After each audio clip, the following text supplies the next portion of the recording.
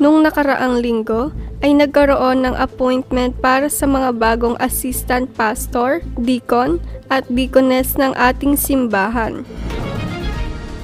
Nagbukas na ang klase ng 237 PRTS para sa taong ito.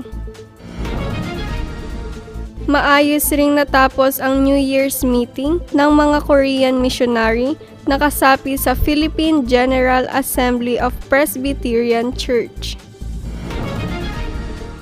Ang mensaheng ipinahayag mula sa ating pulpit nung nakaraang linggo ay enter into the flow mula sa Acts chapter 1 verse 1, 3, 8, 14 at chapter 2 verse 1 hanggang 4. Magandang araw! Narito ang OLMC News. Nagkaroon ng appointment para sa mga bagong assistant pastor, deacon at deaconess ng ating simbahan nung nakaraang linggo. Mula rito ay tumanggap ng appointment si Assistant Pastor Jaymar, Deacon Gerald, Deaconess Gladys, Deaconess Pauline at Deaconess Jonalie. Kasabay rin nito ang appointment para kay Pastor Kim bilang Direktor ng 237 PRTS Rodriguez. Nagbukas na ang klase ng 237 PRTS para sa taong ito. At nitong Lunes, January 5, ay New Year orientation ng 237 PRTS Rodriguez. Ang klase ng 237 PRTS para sa semester na ito ay tuwing Lunes lamang at ito ay magpapatuloy hanggang sa buwan ng Mayo mula alas 9 ng umaga hanggang alas 4 ng hapon. Sa ngayon ay na-elect bilang presidente ng 237 PRTS Rodriguez si Assistant Pastor Mimi. Sa secretary ay si Assistant Pastora Jennifer. At na-elect naman bilang director si Assistant Pastor Jenard. Nawa, patuloy nating ipanalangin ang sistema ng 237 PRTS Rodriguez. Sa panimula ng bagong taon ay nagkaroon ng meeting sa loob ng 3 araw ang lahat ng mga Korean missionary na kasapi sa Philippine General Assembly of Presbyterian Church na ginanap sa Batangas City. Nagpapasalamat tayo sa Panginoon sa naganap na meeting na ito.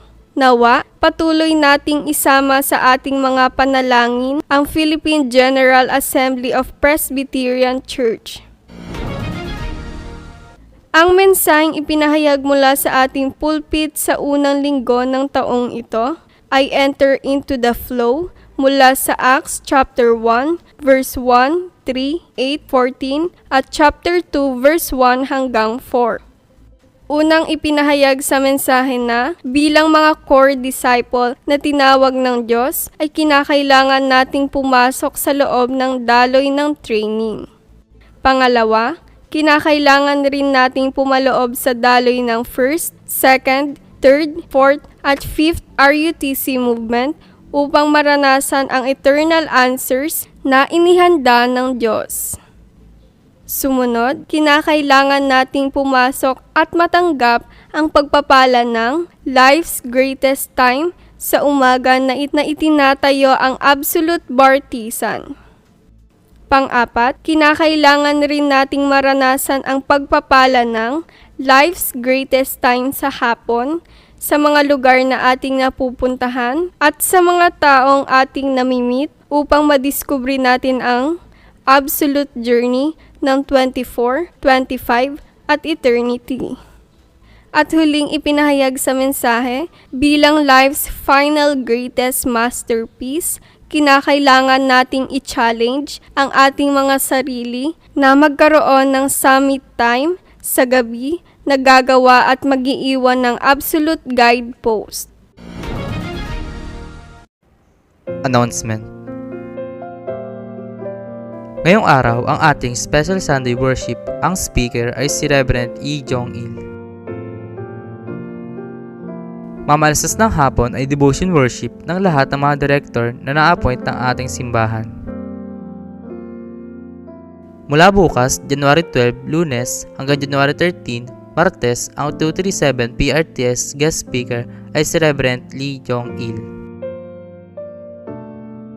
Sa darating na Biyernes, mula January 16 hanggang 18 ay First Philippine Mission Taekwondo Championship na gaganapin sa ating simbahan.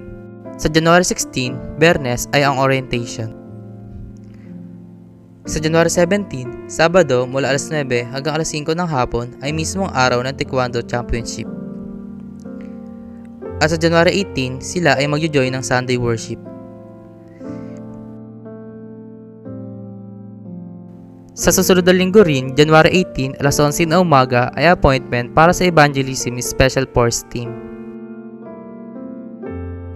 Sa alas 7 ng gabi ng January 18 ay Evangelism School ng Philippine Children Minister Online.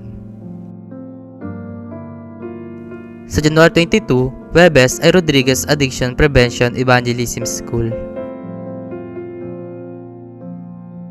Mula January 26 hanggang January 29 ay Regional Church Ministry sa Lanyera at Santiago. Sa January 26 hanggang January 30 naman ay Mindanao 237 PRTS at Evangelism School Ministry. At sa January 26 rin, mula alas 10 na umaga hanggang alas 4 ng hapon ay Evangelism Camp ng Evangelism Special Force Team. Nawa, tunay na lagi tayong pumaloob sa daloy ng salita, panalangin, at pag-eebanghelyo. At dito nagtatapos ang OLMC News. Maraming salamat.